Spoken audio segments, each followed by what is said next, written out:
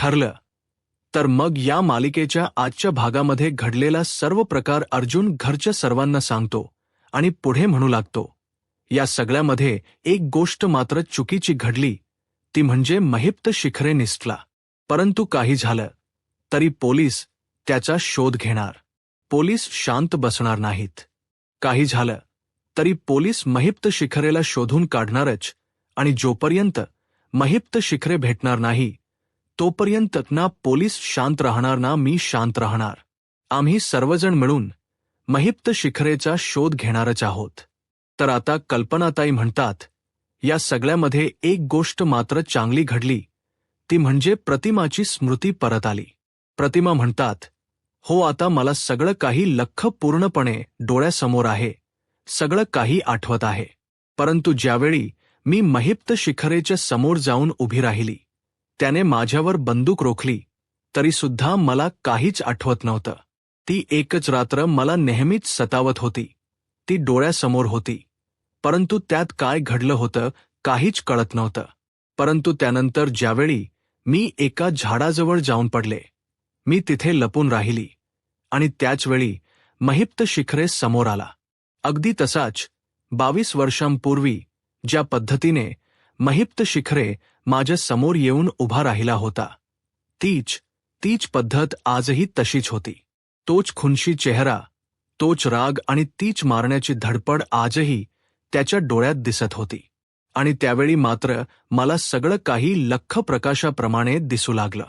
त्यावेळी कळालं की हा तोच माणूस आहे ज्याने 22 वर्षांपूर्वी माझा जीव घेण्याचा प्रयत्न केला होता. तर सायली प्रतिमा आत्यांना म्हणते, प्रतिमा आत्या, मी शोधत शोधत तुमच्यापर्यंत आले होते, परंतु तुम्ही मला कुठेच दिसला नाही. प्रतिमा आत्या म्हणतात, त्यावेळी माझ्यात काय संचारलं होतं मला काहीच माहीत नाही, परंतु मी तिथून पुढे गेले आणि तिथे पेटत असणारी शेकोटी, त्यातील मशाल घेतली, ते जळतं लाकूड हातात घेतले आणि त्यानंतर महिप्त शिखरेच्या समोर अगदी बिंदासपणे येऊन उभी राहिली. मला त्यावेळी काहीच माहीत नाही, परंतु एवढंच माहीत होतं की या अशा नराधमाला जिवंत सोडायचं नाही, याला त्याच्या कर्माची शिक्षा द्यायची, आणि म्हणूनच मी त्याच्या समोर येऊन उभी होते. आता प्रतिमांचं हे धाडस पाहून विमलताई प्रतिमा आत्यांना म्हणतात, हे सगळं काही कसं जमवून आणलं तुम्ही? तर प्रतिमा आत्या म्हणतात, नाही ग, हा सगळं काही माझा एकट्याचा कारभार नव्हता. हे सगळं काही जमवणं माझ्यासाठी एकटीला शक्यही नव्हतं. परंतु सायली होती ना माझ्यासोबत. तिने मला सगळं काही शिकवलं होतं, आणि तिने जसं शिकवलं होतं, जसं सांगितलं होतं, तसंच मी करत गेले, आणि म्हणूनच महिप्त शिखरे सारख्या माणसासमोर मी उभी राहू शकले. सायलीने मला शिकवलं होतं, जर महिप्त शिखरेने माझ्यावर हल्ला करण्याचा, त्याने मला त्रास देण्याचा प्रयत्न केला, तर ते सर्व हल्ले कसे परतवून लावायचेत. आता प्रतिमा आत्या घडलेला सर्व प्रकार घरच्या सर्वांना सांगू लागतात. सायलीने दिलेलं प्रशिक्षण, जर महिप्त शिखरे पुढे आला आणि गळा आवळण्याचा प्रयत्न केला तर कशा प्रकारे प्रतिकार करायचा. तर त्यानंतर महिप्त शिखरेने जर मारण्याचा प्रयत्न केला तर ते वार कसे चुकवायचे, आणि समजा महिप्त शिखरेने जर गन रोखली तर ती गन कशी परतवून लावायची, त्याची कशी दिशाभूल करायची, हे सगळं काही सायलीनेच मला शिकवलं. सायलीने मला प्रशिक्षण दिलं, तिने मला धाडस दिलं, आणि म्हणूनच मला हे सगळं काही करणं शक्य झालं. शेवटपर्यंत सायली माझ्या सोबत होती. तिने फक्त मला प्रशिक्षणच नाही दिलं, तर माझी ढाल बनूनही ती माझ्या समोर उभी होती. आणि आज जर सायली तू नसतीस तर माझं काय झालं असतं ग? असं म्हणत प्रतिमा आत्यांचे डोळे पाणावतात. रविराज सरांनाही खूप वाईट वाटतं. सायलीला प्रतिमा आत्या म्हणू लागतात, सायली, हे सगळं काही तुझ्यामुळे शक्य झालं आहे. तू होतीस म्हणून मी हे सगळं काही करू शकले, नाहीतर मला नाही वाटत की मी यातील एकतरी गोष्ट करू शकले असते. आता सर्वांनाच सायलीचा अभिमान वाटत असतो, तर दुसरीकडे प्रिया नागराज काकांना घेऊन निघालेली असते. घडलेला सर्व प्रकार ज्यावेळी प्रिया ऐकते त्यावेळी ती नागराज काकांना विचारते, काय हो, तुम्हाला तो गोळीबार ऐकू आला. एवढा मोठा गोळीबार चालू होता.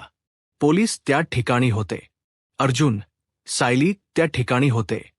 आणि तरीसुद्धा तुम्ही तिथेच थांबलात. तर नागराज काका म्हणतात, मग काय करणार होतो? एवढ्या घनदाट जंगलातून बाहेर निघणार होतो का? आणि एवढा अंधार होता. समोरच दिसायला तरी हो, आणि त्यात माझा पाय मुरगळला होता. आणि म्हणूनच मला तिथेच बसावं लागलं. तर प्रिया आता नागराज काकांना प्रश्न करत म्हणते, आणि महिप्त शिखरे, महिप्त कुठे आहे? तर आता नागराज काका म्हणतात, तो निसटला असेल. कारण मला नाही वाटत की पोलीस त्याच्या मागावर असताना तो इथे जंगलात थांबेल. तो इथून निघून गेला असावा. प्रिया म्हणते, मला तरी वाटतं की या सगळ्यामध्ये त्या महिप्त शिखरेने तुम्हाला अडकवण्यासाठी हे सगळं काही केलं असावं. त्याला माहीत नसणार का? त्याला घाबरवणारी व्यक्ती सायली, अर्जुनच असतील. परंतु नाही, हे सगळं काही त्याने मुद्दामहून केलं. आता नागराज काका म्हणतात, तो असं का करेल? तो असं काही करणार नाही. आणि हो, तो पोलिसांना मिळणारही नाही. तर प्रिया म्हणते, या भ्रमात राहू नका. महिप्त शिखरे जर पोलिसांना मिळाला आणि त्याला जर पोलिसांनी विचारलं की हे सगळं काही कोणी करायला सांगितलं होतं, तर महिप्त शिखरे कबूल करेल की हे सगळं काही करण्यासाठी नागराज किल्लेदार यांनी सुपारी दिली होती. मग काय करणार आहात तुम्ही? आणि तुम्हाला महिप्त शिखरे अडकवणार मला चांगलंच माहीत आहे. स्वतःची सुटका करून घेण्यासाठी महिप्त शिखरे कुठल्याही थराला जाऊ शकतात. तुम्हाला कळतं का नागराज काका? नागराज काका म्हणतात, शक्यच नाही. तो मला फसवणार नाही. तो मला धोका देणारच नाही. प्रिया म्हणते, हो का? मग आज सकाळपासून तुम्हाला त्याने फोन का नाही केला? एक तरी फोन केला आहे का? तर आता नागराज काका म्हणतात, तुझी जरा बडबड बंद करशील का? मीच फोन करून पाहतो. असं म्हणत नागराज काका महिप्त शिखरेंना फोन करतात. परंतु काही केल्या महिप्त शिखरेचा फोन लागत नसतो. तो स्विच ऑफ असतो. तर प्रिया म्हणते, काय झालं महिप्त शिखरेनी त्यांचा फोन ऑफ करून ठेवलाय ना? अहो, तुम्हाला एवढेही कळत नाहीये का? जर त्यांच्या मागावर पोलीस असतील तर ते त्यांचा मोबाईल ऑन का ठेवतील? जर त्यांनी मोबाईल ऑन ठेवला तर लोकेशन पोलिसांना कळू शकतं आणि पोलीस तिथपर्यंत पोहोचू शकतात. आणि म्हणूनच त्यांनी आपला फोन बंद ठेवला आहे. आणि एक गोष्ट विसरू नका, तुम्हाला वायावर सोडून पळून गेलाय तो. आणि हो, माझ्या बोलण्यावर विश्वास ठेवा. मी जे सांगते ना तेच खरं आहे. महिप्त शिखरेने तुम्हाला धोका दिला आहे आणि म्हणूनच स्वतःचा जीव वाचवण्यासाठी तुमचा जीव धोक्यात टाकून तो निघून गेला आहे. पण आता काही झालं तरी आपण पहिल्यांदा महिप्त शिखरेला शोधायचं आहे. तर दुसरीकडे पाहायला मिळतं, कल्पनाताई म्हणू लागतात, मी तर रात्रभर देवी आई समोरच उभी होते. कारण माझा जीव घाबरून गेला होता. तुमची काळजी वाटत होती. मी सतत देवी आईला प्रार्थना करत होते की माझ्या लेकरांना काही होऊ देऊ नकोस. आणि शेवटी देवी आईने माझी प्रार्थना ऐकली. माझी मुलं सुखरूप घरी आलीत. तर आता विमलताई म्हणू लागतात, वहिनी आपण प्रसादासाठी शिरा बनवूयात का? नाही म्हणजे देवी आईचे आभार मानायला हवेत ना? कल्पनाताई म्हणतात की हो, आपण शिरा बनवूयात. आणि हो प्रतिमा आणि भाऊजी, तुम्ही दोघांनी जेवून जायचं आहे. रविराज सर म्हणतात, नाही नको, कारण प्रतिमा खूप दमली आहे. तिला आरामाची गरज आहे. आम्ही येतो. तर प्रतापराव म्हणू लागतात, नाही, तुम्ही दोघं कुठेही जाणार नाहीयेत. प्रतिमाला आरामाची गरज आहे ना, मग प्रतिमा इथेच आराम करेल. तुम्ही दोघांनी जेवूनच जायचं आहे. तर कल्पनाताई म्हणतात, हो भाऊजी, तुम्ही जेवूनच जायचं आहे. आलोच आम्ही. असं म्हणत कल्पनाताई आणि विमलताई जेवण बनवण्यासाठी निघून जातात. तर दुसरीकडे पाहायला मिळतं, रविराज सर सायली अर्जुनला म्हणू लागतात, अरे आपलं सुमनला कळवायचं राहूनच गेलं आहे. सुमन तिथे काळजी करत असेल. मी सुमनला फोन करतो. असं म्हणत आता रविराज सर सुमन काकूंना फोन करतात. सुमन काकू घाईघाईने फोन उचलतात आणि म्हणू लागतात, भाऊजी कुठे आहात तुम्ही? अहो रात्रभर तुमच्या काळजीने माझ्या डोळ्याला डोळा लागला नाहीये. अहो फक्त हॉलमध्ये फेयाच मारत होते. एकदा हॉलचा आवाज आला बाहेर म्हणून बाहेर पाहूनही आले. पण गाडीच नव्हती तिथे तुमची. कुठे आहात तुम्ही? सर्व ठीक आहात ना? सुमन काकूंना खूप काळजी वाटत असते. रविराज काका म्हणतात, सुमन अगं ऐकून तरी घेशील का? सुमन काकू म्हणतात, सॉरी भाऊजी, पण खरंच मला तुम्हा सगळ्यांचीच खूप काळजी वाटत होती. प्रतिमा वहिनी कशा आहेत आणि सायली, अर्जुन ते सगळे ठीक आहेत ना? रविराज सर म्हणतात, हो सुमन, आम्ही सर्वजण ठीक आहोत. काळजी करू नकोस. आम्ही सर्व ठीक आहोत आणि आता पूर्णाईंच्या घरी आहोत. थोड्या वेळाने आम्ही घरी येऊच, पण तू एवढी काळजी करू नकोस. पण नागराज कुठे आहे? त्याच्याकडे जरा फोन दे बरं. आता मात्र सुमन काकू शांत होतात आणि म्हणू लागतात, ते घरी नाहीयेत. रविराज सर म्हणतात, घरी नाहीये म्हणजे एवढ्या सकाळी कुठे गेलाय तो? सुमन काकू म्हणतात, त्यांना काहीतरी काम आठवलं आणि म्हणूनच ते गेले आहेत. रविराज सर म्हणतात, एवढ्या सकाळी आणि कसलं काम आठवलं त्याला?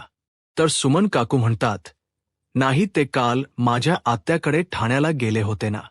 रविराज सर म्हणतात, म्हणजे तो काल ठाण्याला गेलाय, तो अजून घरी आलाच नाहीये का? रात्रभर तो घरीच नव्हता का? सुमन काकू म्हणतात, नाही नाही भाऊजी, ते काल आले होते, पण त्यानंतर त्यांना काहीतरी काम आठवलं म्हणून ते बाहेर गेले आहेत. रविराज सर खूप चिडलेले असतात. रविराज सर म्हणतात, फक्त बाहेर उंडरायचं माहीत आहे ह्याला. कसली कामं असतात मलाच कळत नाहीये. मला काहीच कळत नाही की हा कुठे असतो. थांब, मीच फोन करतो आणि त्याला ताबडतोब घरी यायला सांगतो. सुमन काकू म्हणतात, नाही भाऊजी, तुम्ही त्यांना फोन वगैरे करू नका. ते मला सांगून गेले आहेत की मी लवकरच येईन. ते येतीलच एव्हाना. तुम्ही नका काळजी करू. तुम्ही फक्त वहिनींची काळजी घ्या. असं म्हणत आता सुमन काकू फोन ठेवतात. परंतु इकडे मात्र रविराज सरांना नागराजचं नक्की काय चाललंय ते काहीच कळत नसतं. ते विचार करू लागतात. तर दुसरीकडे नागराज आणि प्रिया एका टपरीवर चहा पिण्यासाठी थांबलेले असतात. तर प्रिया नागराज काकांना म्हणू लागते, जर आपल्याला आता एकत्र काम करायचं असेल तर आपल्याबद्दलच्या सगळ्याच गोष्टी एकमेकांना माहीत असणं खूप गरजेचं आहे. नागराज काका, माझी एक मैत्रीण आहे सावी नावाची. तिला एक मुलगा खूप आवडतो, परंतु त्या मुलाचं आता दुसऱ्याच मुलीसोबत लग्न आहे. मग आता तिला काय करावं काहीच कळत नाहीये. मला बोलत होती की माझ्या मदतीसाठी ये. नागराज काका म्हणतात, मग जाना कशासाठी थांबलीस? तसंही आजकाल तुला नवीन छंदच लागलाय ना दुसऱ्यांना मदत करायचा. खरोखर नवीन छंद आहे तो. जा हो. तर आता प्रिया चिडते आणि नागराज काकांना म्हणू लागते, छंद वगैरे काहीच नाहीये, परंतु माझी मैत्रीण अडचणीत आहे आणि म्हणून मला जावंच लागेल. परंतु लग्न तुळजापुरात आहे. तुम्ही आणि महिप्त शिखरेने जो काही खोड घातलाय ना, त्यानंतर मी लग्नाला कशी जाऊ? असं म्हणत आता प्रिया नागराज काकांना प्रश्न करते. तर नागराज काकांचं लक्ष फक्त महिप्त शिखरे कुठे असेल याच विचारात असतो. आता नागराज काका प्रियाला म्हणतात, मला काय वाटतं, कदाचित महिप्त अजूनही जंगलातच लपला असेल. तर प्रिया म्हणते, अजूनही तोच विचार चालू आहे का? तर नागराज काका म्हणतात, थांब, पक्याला विचारूया. तर प्रिया विचारते, कोण हा पक्या? नागराज काका म्हणतात, महिप्त शिखरेचा माणूस, आणि तो नक्कीच सगळं काही सत्य सांगू शकतो.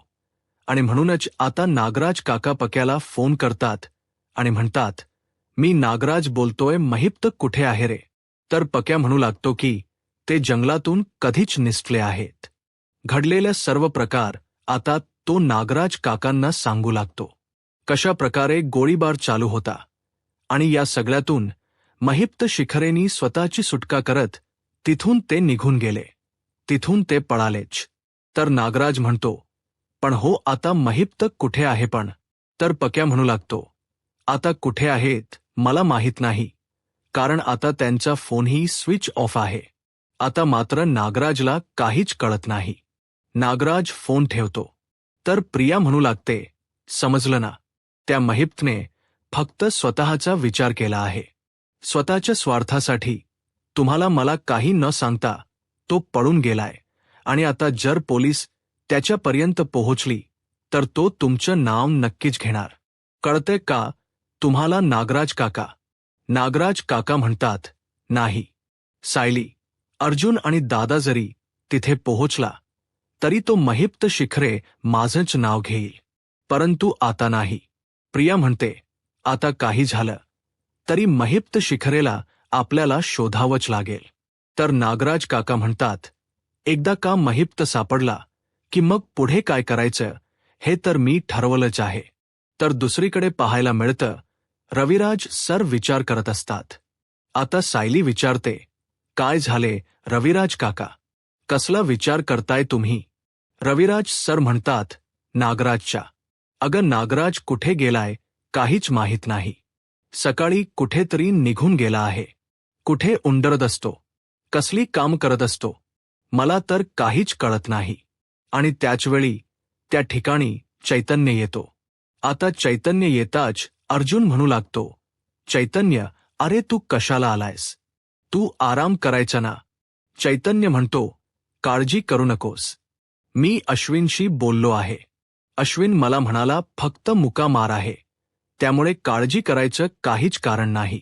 तर त्याचवेळी आता विमलताई सर्वांसाठी कॉफी घेऊन येतात आणि चैतन्यला म्हणतात, चैतन्य दादा, तुम्ही अगोदर कॉफी पिऊन घ्या म्हणजे तुम्हाला खूप बरं वाटेल. तर त्यानंतर त्या सर्वांनाच कॉफी देतात आणि निघून जातात. तर दुसरीकडे प्रिया आता नागराज काकांना सोडण्यासाठी किल्लेदारांच्या घराजवळ आलेली असते.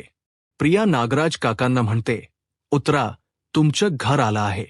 नागराज काका म्हणतात, तू नाही येणार आहेस का? तर प्रिया म्हणते, माझं माहेरपण करायला तिथे कोणी आहे का? आणि तसंही तो किल्लेदार असलात तर तो 1000 प्रश्न विचारणार. त्यापेक्षा नको, तुम्ही जा आणि पायाला औषध लावून घ्या. नागराज काका म्हणतात की हो. तर प्रिया म्हणते, आणखीन एक गोष्ट, तुमचे कान आणि डोळे उघडे ठेवा, कारण जर सायली, अर्जुनला महिप्त शिखरे कुठे आहे हे जर कळालं तर ते सांगण्यासाठी इथे ते नक्कीच येतील. कारण सगळं काही त्या प्रतिमा आणि रविराज किल्लेदारांना सांगण्यासाठी ते इथपर्यंत पोहोचतीलच. त्यावेळी तुम्ही तुमचे कान आणि डोळे उघडे ठेवून ते काय बोलतात हे ऐकायचं आहे. तर नागराज खूप चिडतो आणि म्हणू लागतो, हे तू मला शिकवू नकोस. प्रिया म्हणते, माझ्याशी नीट बोलायचं आणि डोक्यावर जी टांगती तलवार आहे ना त्याचा विचार करायचा. आता नागराज काका गाडीतून उतरतात तर प्रिया तिथून निघून जाते. तर इकडे सुभेदारांच्या घरी आता चैतन्य अर्जुनला विचारतो, महिप्त शिखरे सापडलं का, की त्याच्याबद्दल काही कळालं आहे का? अर्जुन म्हणतो की नाही, महिप्त शिखरेबद्दल काहीच कळालं नाही. तो कुठे आहे आणि कुठे गेलाय काहीच कळत नाही, परंतु पोलीस त्याचा शोध घेत आहेत. या सगळ्यामध्ये तो निसटला हे खूप चुकीचं घडलं. परंतु ज्यावेळी जंगलात फायरिंग सुरू झाली त्यावेळी प्रतिमात्या आणि सायली या दोघांना वाचवणं माझ्यासाठी खूप महत्त्वाचं होतं आणि त्याच संधीचा फायदा घेत महिप्त शिखरेने स्वतःची सुटका करून घेतली आणि तो तिथून पळाला. पोलीस त्याचा शोध घेतच असतील आणि लवकरात लवकर तोही सापडेल. रविराज सर म्हणतात, एक प्रश्न तर मिटला आहे. हा हल्ला महिप्त शिखरेनेच केला आहे तर आपल्याला कळालं आहे, परंतु अजून एका प्रश्नाचं उत्तर मात्र सापडलंच नाही. हा हल्ला त्याने का केला? रविराज सरांना अर्जुन म्हणतो, सेनियर, तू म्हणतोय तसं महिप्त शिखरेचा आणि तुझा काही संबंध नाही. तू तर त्या महिप्त शिखरेला ओळखतही नाहीयस आणि तरीसुद्धा त्याने तुमच्यावर हल्ला घडवून आणला. रविराज सर म्हणतात, हो, त्याच प्रश्नाचे उत्तर मला शोधायचे आहे. महिप्त शिखरेने हे कशासाठी केलं असावं? सायली म्हणते, हो ना, कारण जर प्रतिमांच्या म्हणण्यानुसार तुम्ही कधी त्याला भेटलाच नाहीत तर मग तो तुमच्यावर हल्ला का करत होता? या प्रश्नाचं उत्तर मात्र काही सापडलंच नाही. आणि खरं तर महिप्त शिखरे हे सगळं सांगणारही होता. त्याला माहीत होतं की आपण प्रतिमात्यांना 100 मारणार, परंतु ज्यावेळी तो सत्य सांगणार त्याचवेळी त्याचा एक माणूस प्रतिमात्यांच्या अंगावर धावून आला. आणि त्याचवेळी मला पुढे जावं लागलं. आणि मग मात्र महिप्त शिखरे बोलायचा थांबला. नाहीतर आपल्याला सत्य कळालं असतं की महिप्त शिखरेने हे नक्की कोणाच्या सांगण्यावरून केलं. पण त्या क्षणी मला प्रतिमात्यांना वाचवणं खूप महत्त्वाचं वाटत होतं आणि म्हणूनच मी पुढे गेले. आणि या सगळ्यात महिप्त शिखरेचं सत्य मात्र आपल्याला कळालंच नाही आणि महिप्त शिखरेही मिळाला नाही. तर दुसरीकडे पाहायला मिळतं, सुमन काकू सतत नागराजला फोन करण्याचा प्रयत्न करत असतात, परंतु नागराज काकांचा काही फोन लागत नसतो. सुमन काकू म्हणतात, कुठे गेले, काहीच कळत नाहीये. कधीपासून फोन करण्याचा प्रयत्न करते पण फोनही लागत नाही. परंतु त्याचवेळी नागराज काका घरी आलेले असतात. त्यांचा तो आवाज ऐकल्यानंतर सुमन काकू मागे येऊन पाहतात आणि म्हणतात, अहो तुम्हाला हे काय झालंय, अहो काय करून घेतले तुम्ही हे, तुमच्या पायाला काय लागलंय. असं म्हणत सुमन काकू प्रश्न विचारत म्हणतात, अहो तुम्हाला केव्हापासून फोन करते मी, तुम्ही तर माझा फोनही घेत नाहीयेत, तुमचा फोनही लागत नाहीये, तुम्ही रात्रभर नक्की कुठे होता. असं म्हणत आता सुमन काकू नागराजला प्रश्न विचारून भांबवून सोडतात. तर नागराज काका सुमन काकूंना म्हणतात, तुझी जरा बडबड बंद करशील का. सुमन काकू म्हणतात, अहो नक्की तुम्हाला लंगडायला काय झालंय, काय केलं तुम्ही तुमच्या पायाला. असं म्हणत ते असंख्य प्रश्न विचारू लागतात. नागराज काका म्हणतात, तुझी जरा बडबड कमी करशील का, तू जर शांत राहशील तरच मला काहीतरी बोलता येईल ना, जरा शांत रहा ना. असं म्हणत आता नागराज काका सुमन काकूंना शांत करत असतात. सुमन काकू म्हणतात, बरं मी शांत होते, मी शांत राहते, परंतु मला आता तरी सांगाल का तुम्ही का लंगडताय, तुमच्या पायाला नक्की काय लागलंय. आता मात्र नागराजला काय बोलावं काहीच कळत नसतं. नागराज काका म्हणू लागतात, ते तू तुझ्या ठाण्याच्या आत्याकडे तेल द्यायला सांगितलं होतं, ते मी देण्यासाठी गेलो होतो आणि त्यानंतर तिथून निघालो, परंतु खूप उशीर झाला होता आणि बाहेर पडलो तर खूप ट्रॅफिक होतं. ट्रॅफिकमुळे तिथेच मध्यरात्र झाली. मग थोडासा स्पीड पकडला गाडीने, पण तिथेच बंद पडली. तर सुमन काकू म्हणतात, अरे बापरे, मग तुम्ही काय केलंत. नागराज काका म्हणतात, काय करणार, मेकॅनिकलला फोन करण्याचा प्रयत्न केला, पण एवढ्या अपरात्री मेकॅनिकल काही मिळाला नाही आणि म्हणूनच मला एक नंबर मिळाला होता. तो तरी मेकॅनिकल मिळेल का हे पाहण्यासाठी फोन करत होतो आणि मागे मागे जात फोन केला, परंतु त्याचवेळी माझा तोल गेला आणि खड्ड्यात पडलो मी. आता हे ऐकल्यानंतर सुमन काकूंना धक्काच बसतो. सुमन काकू म्हणतात, अरे बापरे, तुम्ही खड्ड्यात पडलात. तर नागराज काका म्हणतात, अगं नुसता खड्ड्यात नाही पडलो, तर हे सगळे काही पराक्रम घडलेत आणि मग मात्र मी बेशुद्धच झालो. आता हे ऐकल्यानंतर सुमन काकूंना धक्काच बसतो.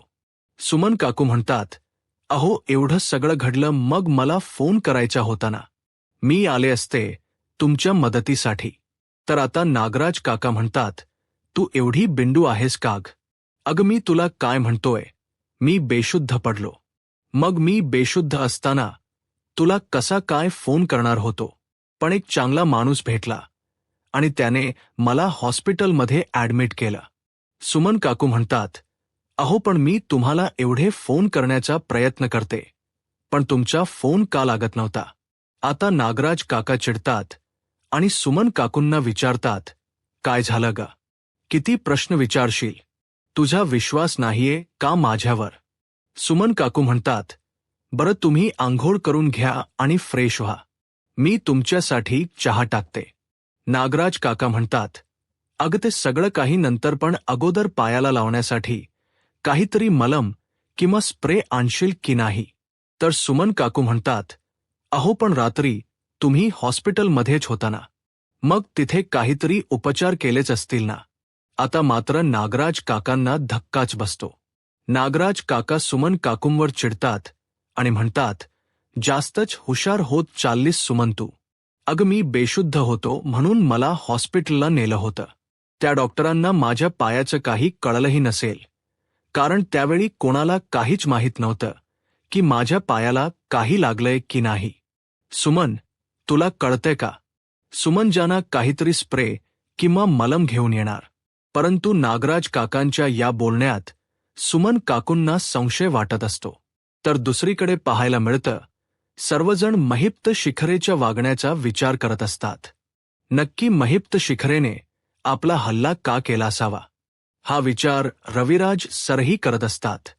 रविराज सर अर्जुनला म्हणू लागतात, काहीतरी असं स्पेसिफिक कारण आहे की ज्यामुळे महिप्त शिखरे आमच्या जीवावर उठला होता. परंतु आता ते कारण कळायलाच हो. चैतन्य म्हणतो, हो, पण हे सगळं काही महिप्त शिखरे सापडल्याशिवाय कळणारही नाही. जोपर्यंत महिप्त शिखरे सापडत नाही तोपर्यंत नक्की हे त्याने का केले हे तर आपल्याला कळणारच नाही.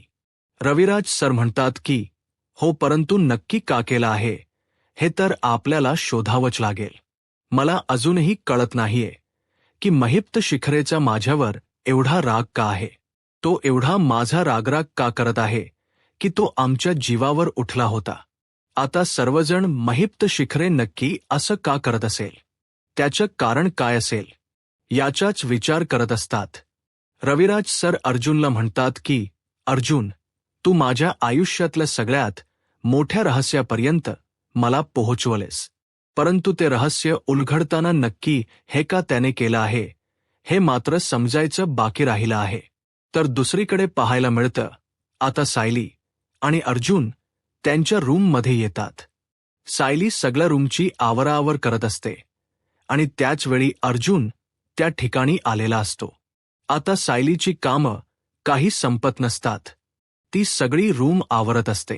त्याचवेळी अर्जुन तिच्या हातातील त्या फाईल घेतो आणि म्हणू लागतो, मी तुला काय म्हणालो होतो, काम बाजूला ठेवायची आणि अगोदर आराम करायचा. तर सायली म्हणते, मन जर स्थिर नसेल, मनात असंख्य विचार असतील, तर आराम तरी कसा मिळणार. तर अर्जुन म्हणतो, कालच्या घटनेचा विचार करतेस ना. तर सायली म्हणते की हो, सत मनामध्ये तोच विचार येत आहे. सत त्याच गोष्टी डोळ्यासमोर येत आहेत. सायली अर्जुनला म्हणते, प्रतिमा, त्याने खरंच खूप खूप मोठं धाडस दाखवलं. आज त्यांनी जे काही केलं त्यानंतर त्यांनी सिद्ध करून दाखवलं आहे की कुठलाही जर प्रसंग समोर आला तर त्या ध्येयाने सामोया जाऊ शकतात. आज प्रतिमा, आत्यांनी जे काही केलं ते खरंच खूप कौतुकास्पद होतं. त्यांनी जे केलं त्यानंतर महिप्त शिखरेचा खरा चेहरा सर्वांसमोरच आला. आतापर्यंत आगीला घाबरणाऱ्या प्रतिमा आत्या तिथे असणारं लाकूड घेत, जळतं लाकूड घेत महिप्त शिखरेच्या समोर येऊन उभ्या होत्या. आणि हे सगळं कुठे? जिथे त्यांच्या आयुष्यातली सगळ्यात वाईट घटना घडली होती, त्यांच्यासाठी जो सगळ्यात भयंकर दिवस होता, त्याच ठिकाणी प्रतिमा आत्या आज धैर्याने सामोया गेल्यात. त्याच ठिकाणी त्यांनी महिप्त शिखरेला चांगलाच धडा शिकवला. त्याच जागी परत जाणं सोपी गोष्ट नव्हती. परंतु प्रतिमा आत्या त्या ठिकाणी गेल्यात आणि घडलेला प्रकार आता सायलीलाही आठवत असतो. ज्यावेळी सायली बोलत असते त्यावेळी सायलीला तो अपघात आठवतो आणि तिचं डोकं खूप दुखू लागतं. अर्जुन सायलीला सावरतो आणि म्हणतो, तू शांत हो बरं आणि अगोदर पाणी पिऊन घे. काय होतंय तुला? सायली म्हणते, डोकं भणवणायला लागलंय, डोकं जड झाल्यासारखं वाटतंय. अर्जुन म्हणतो, कालचा त्रास यामुळेच सगळं काही होत असेल आणि तू जास्त विचार नको करूस. सायली म्हणते, नाही हो, कालच्या त्रासामुळे नाही, तर कालही मला असंच होत होतं. ज्यावेळी महिप्त शिखरे त्याच्या गुन्ह्याची कबुली देत होता, तो कबुली जबाब देत होता, त्यावेळी त्रास मला होत होता. हे सगळं काही रविराज सर आणि प्रतिमा आत्या यांच्या बाबतीत घडलंय. पण ज्यावेळी हे सगळं काही महिप्त शिखरे बोलत होता आणि त्या ठिकाणी मी गेले, त्यावेळी हे सगळं काही माझ्याच बाबतीत घडलंय असं मला का वाटत होतं.